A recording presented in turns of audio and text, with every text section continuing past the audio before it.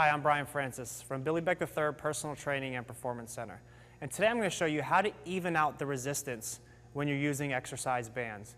Here to demonstrate is super trainer Lauren Huff. Now the first thing you need to realize is bands are a different form of resistance versus free weights and machines.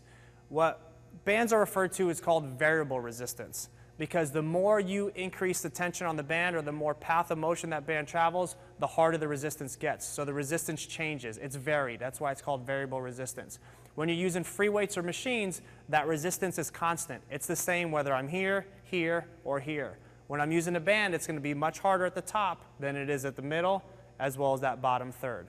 So when you're using bands and it feels uneven on one side versus the other, basically the main thing you need to do is make sure you're standing in the middle of the band or wherever it's anchored to.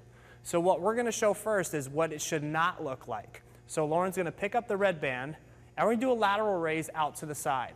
And what she's going to do is raise, and you can see it's significantly harder on one side than the other. So we want to have that resistance be even. So what she's going to do is simply reposition her feet, making sure she's in the middle of the resistance band, and now perform that same exact side raise again. Nice and even, and out to the side, and back down. Now if you want to challenge yourself a little bit more with resistance bands, what you can do is you can add a constant free weight, like a dumbbell, to the variable resistance of the resistance band. So what we're going to do is show you a bicep curl and how that would look. So what Lauren's going to do is keep that same band in her hands, pick up a pair of dumbbells, and perform that same curl. So now we're getting the resistance of the free weights as well as that variable resistance of the exercise band. So you'll feel the resistance increase as you pull up, and it gets easier as you get to the bottom. Now what I want you to do is curl up fast and down slow.